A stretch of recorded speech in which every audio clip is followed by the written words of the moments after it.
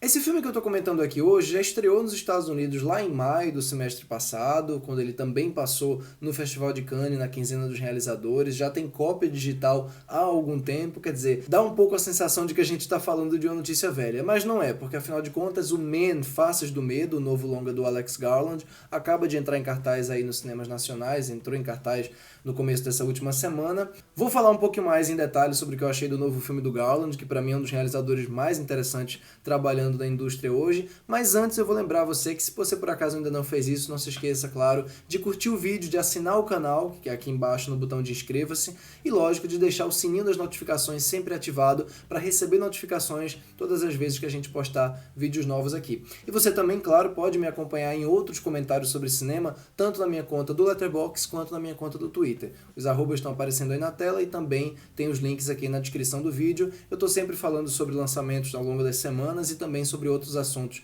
no mundo do cinema, nos dois casos. Bom, o Alex Garland, para quem não lembra, é o diretor do Ex Machina de 2014 e do Aniquilação de 2018 e também criou recentemente aquela série Devs, que no Brasil estreou no catálogo do Star Plus, e ele era antes muito conhecido como roteirista de alguns dos filmes do Danny Boyle, né, como é o caso da Praia, cujo livro ele também escreveu, Extermínio, Sunshine, Alerta Solar, e dá para perceber por esse trabalho dele aí, principalmente os filmes que ele dirigiu, que ele gosta muito de criar atmosferas inicialmente muito convidativas, muito verdes e até meio paradisíacas, que pouco a pouco vão adquirindo sinais de ameaça, vão se transformando em pesadelos, vão materializando traumas e ansiedades e angústias dos personagens. Claro, ele gosta muito de operar também ali entre a ficção científica e o horror, né? O Ex Machina, por exemplo, é uma ficção científica do lado mais cerebral da coisa. E no caso aqui do Man, ele faz exatamente o contrário. Ele não só abandona a ficção científica, como abandona também essa história movida a enredo, né? Movida a trama e a muitos diálogos, focando a experiência mais no audiovisual mesmo, nas imagens que ele vai evocando e nesse excesso absoluto de simbologia, de alegoria, né? E de folclore, até, no caso aqui. Ele trata de uma mulher chamada Harper, que é interpretada pela grande Jessie Buckley, né, que ficou mais conhecida aí recentemente pelo Estou Pensando em Acabar com Tudo, do Charlie Kaufman, e pela Filha Perdida, da Maggie Gyllenhaal. Essa mulher perdeu o marido recentemente em circunstâncias muito, muito trágicas, depois de uma discussão pesadíssima que eles tiveram, e traumatizada tanto com a morte dele quanto com o relacionamento abusivo que ela sofreu nas mãos desse cara, ela aluga uma casa de campo no interior da Inglaterra para passar um tempo sozinha e se curar de todos esses traumas que ela sofreu. Uma vez que ela chega lá, no entanto, ela começa a se sentir cada vez mais perturbada, tanto pelas memórias, né, da relação dela com o falecido marido, quanto pelos homens ali da região. Todos os homens, de alguma maneira, parecem observá-la, persegui-la, né, e, mais do que isso, despertar sensações que remetem às piores experiências que ela já teve. Claro que o detalhe que faz toda a diferença e que está na base, né, do conceito desse filme é que todos os personagens masculinos são interpretados pelo mesmo ator, são interpretados pelo Rory Kinnear, que é muito mais conhecido por aquele episódio do Porco, do Black Mirror, né, aquele episódio do Hino Nacional, que é o primeiro episódio da série. Ele é um ator que não teve tantas oportunidades para brilhar como ele está tendo aqui, né, com essa versatilidade toda, essa coisa de fazer diferentes caricaturas, né, encarnar diferentes facetas da masculinidade tóxica e da virulência masculina. E eu acho que ele está muito bem, porque ele consegue fazer com que todos esses personagens caricatos pareçam pessoas e não exibições performáticas, como poderia facilmente cair nisso, né? Ele sabe tirar o humor dessas situações também, e tem um personagem que é o proprietário da casa em que a Harper vai ficar, que chama Jeffrey, que eu acho que merecia um spin-off de tão bacana que é a interpretação dele, e os trejeitos, o texto dele é muito bom também, certamente o momento Garland voltado para texto, que ele sempre foi muito bom de texto, ficou concentrado no Jeffrey. Definitivamente os melhores diálogos do filme são os diálogos dele. O que eu acho mais interessante no trabalho do Garland é que assim, ele poderia muito facilmente ser acusado, aliás, poderia e foi, né, acusado de obviedade, de fazer um trabalho que se baseia totalmente em alegorias, assim como, por exemplo, O Mãe, do Darren Aronofsky, que, aliás, compartilha várias semelhanças com esse daqui, tanto do ponto de vista temático como de imaginário, de iconografia.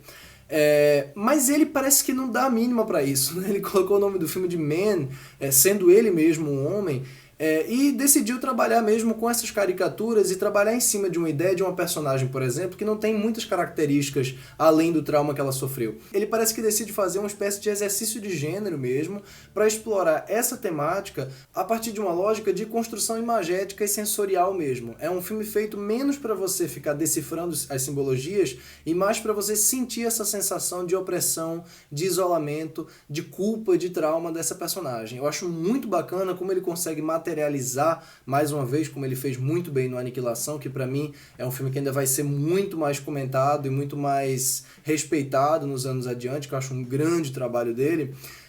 Ele consegue fazer com que certas ideias que podem ser meio abstratas com relação ao sentimento da Harper, no caso aqui, e no caso da Aniquilação da Lina, se tornem muito concretas. A gente sente muito a dor da personagem numa cena, por exemplo, em que ela está lembrando da última coisa que ela disse para o marido, né, e ela dá um grito, quer dizer, ele transforma um sentimento que poderia ser simplesmente verbalizado, e é verbalizado às vezes também, numa sensação muito brutal. Você sente aquilo ali no fundo da alma e ele trabalha com a montagem, com a fotografia, com a trilha sonora nessa cena, por exemplo, de uma maneira que você realmente sente muito mais no espectro visceral da coisa do que no intelectual. Então, nesse caso, eu acho um trabalho muito mais pessoal dele do que os outros dois, um trabalho menor também, né, voltado para menos personagens, para uma situação mais minimalista, o que é justamente, na minha opinião, o que torna o elemento mais formal do filme, né, quer dizer, essa parte audiovisual dele, tão mais perfeccionista também. Não que os outros não sejam. Ex Machina ganhou o Oscar de efeitos visuais, afinal de contas, e o Aniquilação também não deve nada a ele, é até um filme bem mais caro. Mas é porque eles são trabalhos um pouco mais convencionais do ponto de vista estético. São maravilhosos, são muito bonitos, mas eles têm uma abordagem estética um pouco mais mainstream. Esse filme aqui já não. Ele tem uma abordagem muito contemplativa, ele tem uma abordagem muito estilizada também, né? Às vezes as cenas não querem dizer nada, elas querem simplesmente brincar com esse jogo de luzes e sombras, né? E com as sensações. E eu acho que é isso que me ganha aqui. Ele não é um filme de códigos a serem decifrados, como é, por exemplo, o filme do Kaufman, em que a Jessie Buckley também trabalhou. Ele é um trabalho que usa esses rostos iguais, né, desses personagens masculinos para explorar essa sensação de que não importa onde a personagem vá, não importa o que ela passou, ela sempre vai dar de cara com aquele rosto ali. Às vezes o rosto é colocado, por exemplo, numa criança, num efeito visual que parece meio de deepfake, mas é muito proposital. Dá para notar que aquilo ali é feito para provocar um estranhamento, para provocar uma sensação de que algo não está no lugar certo, uma sensação que ele provavelmente não conseguiria se o efeito fosse absolutamente perfeito, né, do ponto de vista da finalização. Eu falo isso, mas assim, os efeitos visuais de modo geral do filme são incríveis. Tem uma sequência final aqui que está entre as coisas mais bizarras, grotescas, desconcertantes e inacreditáveis que eu já vi num filme de horror na minha vida. Me impressionou tanto do ponto de vista gráfico quanto do ponto de vista narrativo. Realmente, a liberdade que deram para o Alex Garland filmar isso daqui é raro a gente ver hoje em dia num filme tão sofisticado, tão austero, né? Eu acho que o filme às vezes peca um pouco por ilustrar demais algumas dessas ideias. Tem, por exemplo, uma sequência ou umas sequências que envolvem pequenas interações da personagem com essas ameaças masculinas que aparecem ali do segundo para o terceiro ato, que me parecem travar um pouco a história. Eu gosto muito de quando ele usa a alegoria de uma maneira mais surtada, como o Aronofsky fez no Mãe, e como Lars von Trier, que também tem muita coisa do Lars von Trier aqui, fez, por exemplo, no Anticristo, né, de 2009, mas a sensação que dá ocasionalmente é que o Garland está parando o filme para fazer aquela analogia, para construir aquela imagem. São imagens muito fortes, são imagens muito bonitas às vezes, e que, como eu falei, contrastam bem essa beleza com o grotesco, mas é quando você percebe muito mais a mão dele do que sente propriamente esse impacto progressivo do horror que ele constrói aqui. Ele consegue, com 1h30 de duração e uma trama que poderia ser resumida a um curta, lidar com pelo menos umas 3 ou 4 tradições do horror. Ele faz um filme de terror psicológico, ele faz um filme de terror dramático, ele faz um filme de terror folclórico, um home invasion e, ao final, um horror corporal que como eu falei e vou repetir, deixaria, eu acho que o Cronenberg de queixo caído. Definitivamente não é um filme que vai explorar de maneira profunda ou inovadora essa questão dos traumas femininos e da experiência feminina numa sociedade sexista. Eu não acho que ele faz uma baita desconstrução dessas figuras masculinas, de modo que você vai olhar e dizer, nossa, eu nunca tinha pensado nisso. E também não acho que é um filme que vai fazer algum comentário propriamente novo a respeito desse patriarcado, né, que renasce aqui literalmente ao longo dos séculos, de diferentes maneiras, em diferentes formas.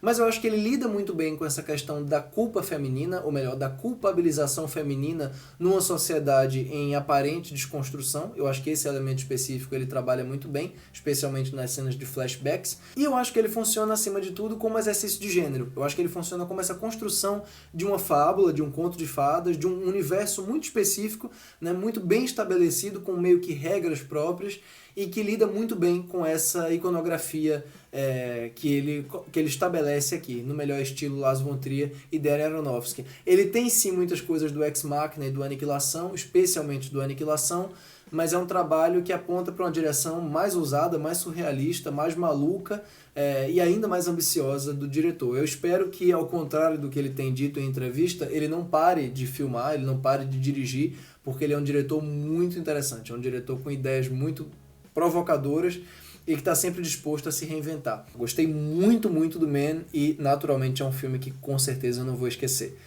Isso é o mais importante de tudo. Na minha cotação, então, Man fica com 4 estrelas. E é isso, eu espero que vocês tenham curtido essa crítica. Se você que está assistindo agora de fato curtiu, não se esqueça de deixar um like aqui embaixo, de se inscrever no canal e de comentar o que é que você achou do Man, do Alex Garland. Qual desses 3 filmes que ele dirigiu até agora você mais gosta. Um abraço para todos e até a próxima. Tchau, tchau.